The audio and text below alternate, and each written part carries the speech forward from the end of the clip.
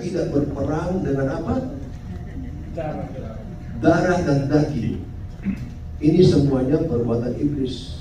Kalau tadinya bapak dan ibu baku sayang, baku tolong, tetangga baik-baik, begini baik-baik. Kadang-kadang itu kita juga perlu dengar dari orang, tapi jangan cuma satu orang. Dengan tanya Pak Ibu, tanya sama Pak Pendeta, tanya sama Ibu Pendeta, Bu kita ada begini, tanya sama Pak Wahyu, Pak Pendeta Wahyu, tanya Pak Ibu Wahyu, tanya semua tanya. Karena apa?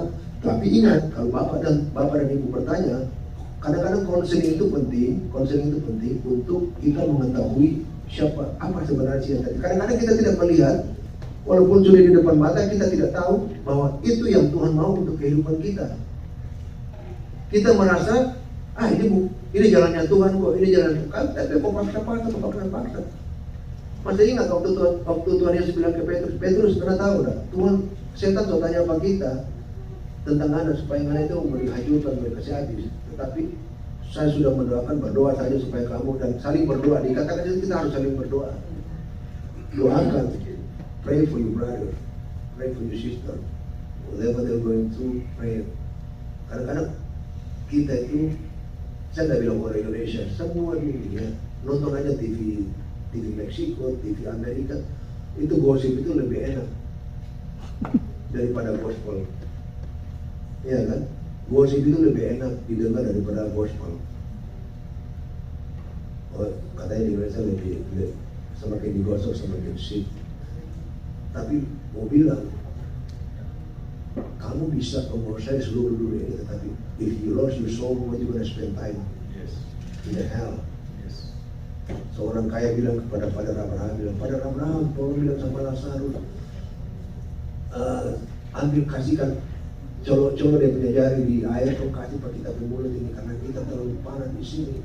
Abraham bilang sama orang kaya itu, hey, kau tinggal di sana dan Lazarus ini berbeda, jaraknya berbeda antara kamu dan Lazarus.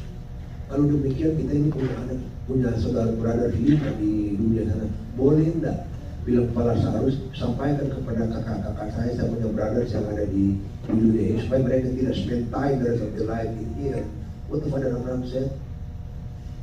Kalau if you don't listen, if they don't listen to semua nabi-nabi yang sudah dikirim, all the prophet, they will not listen to people out. Biar orang hidup dari mati, orang tak akan dengar. Amin. Saya tidak tahu berapa lama saya punya khotbah ini, tetapi saya pikir dan cukup sekian, dan terima kasih. Semoga khotbah pada hari ini bisa memberkati Bapak dan Ibu-ibu, dan saya percaya penguasaan diri apapun yang kita akan rencanakan.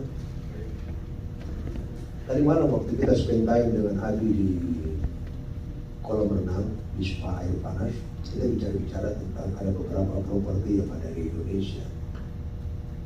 Terus bicara dengan Abi, begini, bicara dengan istri saya begini. Akhirnya istri saya bilang sama saya, Beb, kita tanya Tuhan, berdoa sama Tuhan.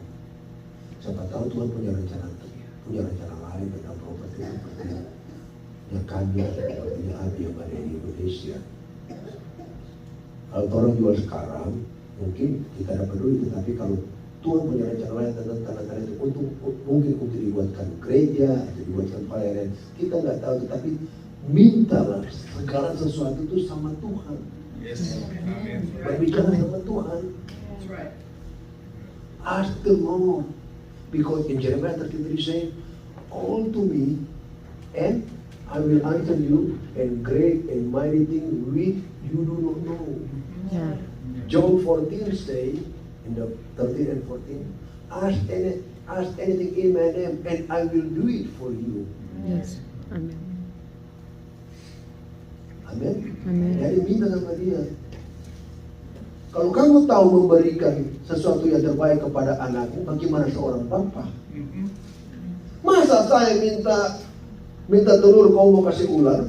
Ya. Enggak lah. Kamu seorang ibu, anakmu minta roti, kau kasih batu? Tentu tidak. Anakmu minta ikan, kau kasih ular? Tentu tidak. Kalau kau tahu memberikan yang terbaik kepada anakmu, apalagi Bapa. Ya. Dia lebih tahu memberikan yang terbaik kepada saudara dan saya. Apalah artinya seorang istri? Apalah artinya seorang suami? Apalah artinya seorang anak? Tidak ada artinya semua. Tetapi kalau itu yang bapak-bapak inginkan, kalau egois, emosi dari diri sendiri, tidak akan terjadi apa-apa. Tidak akan berbuat. Saya mau kasih cerita Bapak Ibu. Waktu saya di penjara, masih ada waktu ini Pak Rey? Ya. Oke, puji Tuhan. Haleluya. Saya senang sekali istri saya sudah main mata begini. Saya tanya dulu ya kan. Karena beliau yang pegang pelayanan dia tuh, oh gini istriku. Terus akhirnya waktu saya di penjara, saya tidak tahu kenapa. Saya bukan mengalami kebingungan. Saya di hire untuk bekerja di PIA. Bapak Ibu tahu itu apa itu PIA? Prison Industrial Authority. PIA ini yang kasih makan orang-orang di penjara. Mereka buat meja, buat kursi, buat makanan, buat orang-orang di penjara. Penjara di sini lebih banyak daripada orang yang di Ontario ini. Every year we have more than 8,000 people. Every year in prison. They have year 1, year 2, year 3, year 6, year 7, year 8, year 9, year 10, until year 12. Okay? Every year, they have 8,000, 8,000, 8,000, 8,000. This is not just, they have a two kind of criminal inside. They have they call SNY, and they call also GP, General Population. SNY ini adalah kriminal-kriminal yang polisi-polisi berbuat, orang pemerintah yang buat kejahatan, itu SNY. Atau orang-orang yang ada kasus dengan kasus-kasus perempuan, kasus anak-anak, itu maksudnya di SNY. GP ini yang penembakan, teroris, segala macam, pencurian, narkoba. Tetapi kadang-kadang, dan di Amerika ini ada 4 level penjara. 4 level. Level 4 itu level tertinggi. Level 3 turun. Level 2 turun, level 1 turun, dan ada namanya branch. Ini orang bisa lompat-lompat pagar itu. Orang bisa lompat lempar selfon dari luar. Ini kok, ini. Di sini, di Amerika. Saya 10 tahun. Saya 8 tahun di federal, 2 tahun di 8 tahun di state, 2 tahun di federal. Terus akhirnya ya kita Bapak Ibu duduk kursi bagus, yang merasa ini kursi keras. Oh hello, ini kursi buat Bapak dan Ibu. Di sana itu kita beribadah. Ini orang nonton TV, ini kita duduk di sini di lantai. Mungkin pada kalian tahu ya, ada di dalam ya. Duduk di lantai itu kita ibadah itu. Duduk di lantai. Pertama waktu saya beribadah itu orang-orang tidak suka karena ada mengganggu mereka punya share TV di sini. Mereka kan nonton TV, nonton apa, kita babel tadi di sini. Tiap hari babel tadi. Dan saya tidak tahu kenapa saya bisa begitu. Saya tidak tahu. Padahal saya tidak berbicara seperti khotbah hari ini. Saya cuma baca firman Tuhan. Akan kita baca Mazmur 23. Cuma baca banyak. Cuma baca firman aja. Doa pembukaan. Baca firman. Sebelum baca firman Tuhan. Menyanyi. Sudah. Cuma kayak begitu. Banyak yang datang. Akhirnya suatu ketika. Cuma memang banyak urapan Tuhan waktu saya di penjara. Suatu ketika saya mau pergi kencing di sini. Tapi ada orang duduk gambar-gambar di sini kan. Waktu saya mau pergi kencing ke sana, mau air kecil, itu ada suara berbisik. Setelah kau kencing, tolong doakan orang bapak yang di meja sini. Saya bilang begini, saya nggak tahu dia siapa. Dan waktu saya di penjara saya seperti Yusuf. Saya itu dikasih kuasa untuk maintain itu penjara, terus kasih sabun, kasih baju-baju mereka. Saya seperti Yusuf, saya melayani mereka. Dan mungkin juga Tuhan juga mengizinkan itu. Dan saya setiap malam sebelum mereka tidur, saya mendoakan semua ruangan. Saya berjalan tiap malam, saya berdoa mereka, doakan mereka. Dan saya hafal setiap nama di bank 1, bank 2, sampai setiap bank itu ada 24 bank. Satu bank itu ada 3 tingkat. Bahkan ada orang tingkat paling atas dia ikat badannya. Dia ikat itu supaya tidak jatuh kalau tidur kan. Karena saking tingginya. Tinggi itu. Ada 3 bank. Akhirnya saya tidak mau pergi doakan karena orang ini pertama saya tidak kenal, terus dia di wheelchair, di kursi roda kan. Saya pikir ini paling bahaya ini. Saya mau pergi doakan dia, ngeri juga nih. Saya nggak ngerti. Tato dari ujung kepala sampai ujung kaki, tato hitam gede. Terus ya sudah, karena saya pikir ini suara Tuhan, ya saya ke dia lah. Dia bilang, excuse me sir, if you don't mind, can I pray for you? Dia bilang, back up! Back up! I don't want to hear about pray. I don't want to hear about pray. Back up!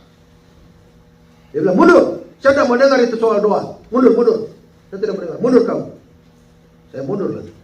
Saya takut kan? Saya takut. Saya tidak tahu dia kasusnya apa. Saya pergilah. Saya belum sampai sekitar berapa step, dia panggil, hey man, come over here, right here. Saya juga nggak tahu dia panggil kan. Saya bilang, yes. Why do you call me back? You know what? What you asking about me? You want to pray for me? Saya bilang, yeah, I want to pray for you. Dia bilang, why? Dia bilang, you know what? When I went to there, I have a voice said to me, you need pray. Dan kamu tahu, saya waktu kekejikan saya hampir jatuh, polisi datang, saya bilang begitu. Terus dia bilang, listen, my brother, you know what? I seek unto kalau di penjara itu appeal. Saya naik banding, saya tidak mau datang ke penjara ini, karena penjara ini penjara sampah, ghetto. This prison it is ghetto. I work in Eiffel State Prison. Anybody know about Eiffel State Prison? Anybody been there? Okay. Praise God.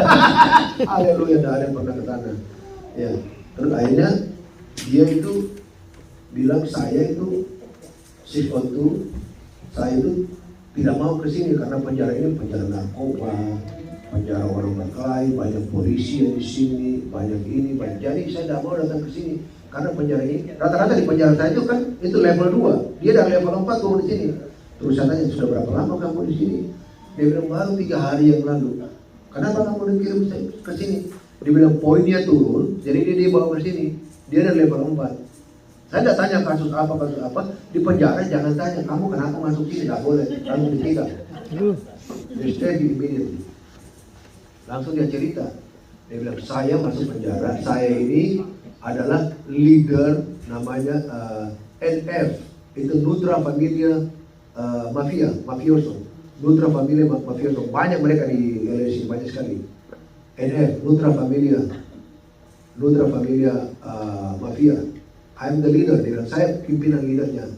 Saya ada 3 life sentence, Bapak bayangkan 3 life sentence 300 tahun. Dan dia sudah berumur berapa? Hampir 70 tahun. Dia bilang, dia bilang, saya punya terlihat, saya menangis, saya tidak bisa berdoa, tidak tahu mau berdoa bagaimana. Terus saya bilang, oh my God. So, saya bilang, kamu tidur di mana? Nanti saya bawain, karena saya kerja di sini, saya ini porter, saya ini manajer, saya aturin kau punya tempat tidur. Dia bilang, bro, I cannot sleep, sudah 5 tahun dia tidak pernah tidur di tempat tidur, cuma tidur di kursi roda, cuma begini. 5 years. He cannot sleep. 5 tahun cuma. Saya bilang, why? Dia bilang, kamu tahu? Dia buka bajunya, dia lihat ada bekas peluru, ada 8 peluru di belakangnya. Saya yang lihat, gugup. Bagaimana saya mau berdoa, ya kan? Aku bingung. Kamu lihat kasus kamu ini, saya jadi bingung. Selalu memulai dari mana saya mau berdoa ini? Saya bilang, Tuhan, kenapa saya yang kau kirim, kenapa bukan pendeta-pendeta yang hebat yang doakan mereka? Itulah kadang-kadang kalau di penjara itu gembala jadi domba, domba jadi gembala. Iya, saya juga bingung. Saya gembala jadi domba, iya kan? Waktu saya bilang juga teman-teman saya, kamu ke gereja mana? Ke Pendeta Rey. Mereka bilang, oh Pendeta Rey dulu itu. Sebelumnya itu belum jadi gembala. Saya bilang, itu salahnya kalian. Saya bilang, dia dulu domba, tapi sekarang jadi gembala. Saya bilang, tidak boleh. Don't misestimate sama orang. Sudah akhirnya, saya mulai pegang-pegang, saya mulai pergi ambil apa, saya nggak tahu mau doa bagaimana, jadi bingung kan? 3 life sentence 300 tahun, saya mau doa bagaimana? Yang saya cuma menjalani waktu 10 tahun, waktu itu saya sudah 3 tahun menjalani. Mau doa bagaimana nih orang, ya kan? Dan tidak pernah tidur di tempat tidur, cuma tidur di kursi roda, kijing beres di kursi roda. Terus saya tanya, what you plan? Apa rencana kamu? Oh, saya suka mau pindah dari sini, saya nggak mau. Ini Kedo, kamu lihat kan di mana-mana kotor, jorok semuanya, makanannya mereka lempar-lempar semua. Nggak bagus, orang baku bunuh sini, baku bunuh sana. Kalau mereka tahu ini saya NF, Nutra Familia, ada beberapa dari di sana, ada Bulldog, ada Blood, ada Creep. Makanya ada kode begini, Creep, ada itu kode-kode. Kita itu bicara itu kalau di penjara satu penjara tidak bicara begini. Sign language, polisi nggak tahu, kita begini-begini aja sign language. Iya kan? Sign language, nggak ada itu. Di Indonesia orang nggak pakai sign language, di sini sign language. Kita bicara begini, sudah pakai tangan semuanya. Jadi ketahuan dia mau bunuh ini, dia mau bunuh itu, dia tahu. Dan dibilang, nggak ada surat-suratan, cuma begini aja. Oke, masuk, dihantam. Sudah akhirnya saya bilang ke dia, saya bilang, what's your name? Dia bilang, Luis. Saya bilang, well, Senior Luis. Sekarang kamu mau bikin apa di sini? Kalau kamu mau betul lagi, kamu mau pindah, kamu sudah di sini. Saya bilang begitu. Saya bilang terimalah. Mungkin ini ada rencana Tuhan kamu di sini. Saya bilang begitu sama dia. Terus dia bilang ke saya, dia bilang, bro, I don't know what I'm gonna do right now. The one thing I know it is, I just want to die. Dia mau mati. Bayangkan Bapak Ibu, 5 tahun di kursi roda, tidak bisa tidur, duduk di kursi roda, makan kincing berak di kursi roda itu, dan di dalam penjara nobody help him. Terus saya bilang sama dia, well my brother, kamu sudah periksa ke dokter? Dia bilang sebentar, besok subuh saya diperiksa, karena kita kalau ditransfer untuk mau cek itu diantar jam 2 subuh, balik jam 5 pagi sudah balik lagi, diantar ke rumah sakit untuk cek semua. Dia punya colon cancer, oke? Punya hepatitis C, terus ada bulat di belakang. Jadi menurut dia, dan cuma punya satu kidney, menurut dia waktunya hidup cuma paling lama 3 bulan. Bersyukur kalau bisa hidup dari hari ke hari. So well, my brother Luis, let us pray then. Saya cuma berdoa, saya tumpang tangan saya di tangannya dia, berdoa di meja. Tapi dia lagi bikin itu tato pattern, tahu tato pattern? Ada bikin gambar tato yang untuk mau ditempel di badan orang. Jadi dia cuma bikin pattern, cuma bikin contoh-contoh aja, kayak apa mal. Yang bikin mal itu tato, contoh saya mau bikin seperti ini, yang ini ditempel di badan, baru itu yang mereka kasih lubang. Itu tato lagi, sejarahnya lagi panjang gitu. Akhirnya sudah. Saya bilang, oke, Brother Luis, kita berdoa lah. Kita kasih sama Tuhan. Udah, kita berdoa. Habis berdoa, singkat cerita saya nggak tahu lagi, saya balik ke kamar saya. Setelah saya balik ke kamar saya, nggak tahu kenapa, kan di transfer jam 2 pagi. Iya kan tadi? Jam 5 pagi dia sudah muncul lagi di dalam penjara. Dia sudah begini di penjara. Kursi rodanya itu dia sudah dorong. Dia di kursi roda lagi. Kursi rodanya dia sudah dorong. Terus karena saya kan jam 5 pagi dia sudah datang. Saya kan bingung bagaimana ini. Saya belum bangun. Teman saya yang di atas, kita kan tiga susun itu di dalam penjara. Saya di tempat tidur bawah, tempat tidur 2, tempat tidur 3. Teman saya di atas terus toki semuanya meja. Bromel. Saya, hey, what time is it, man? Why you let me too early? It's 8 a.m. because I work as a porter. I start for second watch. Tar dari 8 sampai jam 3.30. Terus saya, hey, too early, man. Why you? Somebody else is sleeping, man. Don't wake me up. You know, look at next to you. Saya begini, saya lihat. Louis really something. Saya bilang, oh my God. Saya antara sadar dan tidak, antara wake up and sleeping. But I'm not realize this really Louis. Immediately he come to me hugging me. Bromel, thank you. Dia langsung bilang, Bromel, thank you. Saya bilang, who are you, man? Come on, too early. What do you want? Dia langsung ambil dia punya wheelchair, dia bikin begini. Dia angkat wheelchairnya di depan saya. Wow. Bapak Ibu tahu, dia bilang, dokter bilang, who treat you? What you take it inside the prison? You just There only 3 days. Belum ada, kita belum tindaki, belum kasih obat, belum kasih.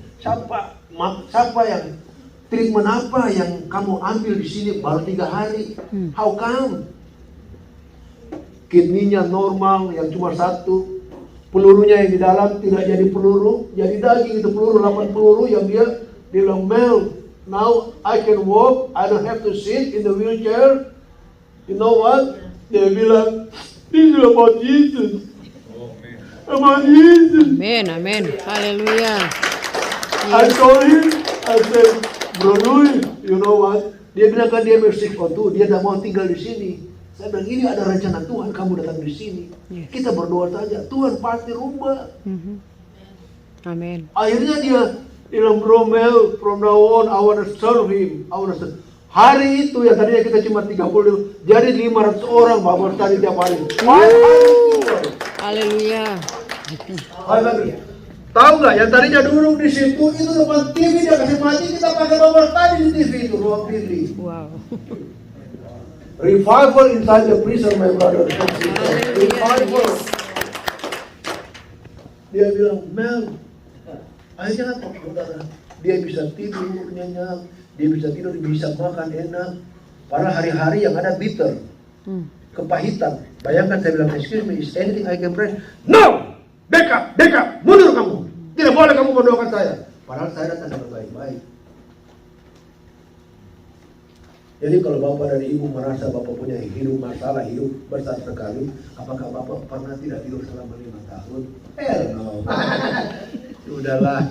Apakah Ibu pernah tidak tidur selama 5 tahun? Hell no. Kalau cuma masalah suami, doakan aja dia. Masalah istri, doakan saja dia. Dia mau lari, biar Tuhan yang dibilang tadi, ya kan? Tuhan itu menilik itu hati manusia. Amin. Vengeance is mine. Biarlah pembalasan itu bagiannya Tuhan. Ada banyak kesaksian lain lagi sebenarnya saudara. Suatu ketika, ini satu ini.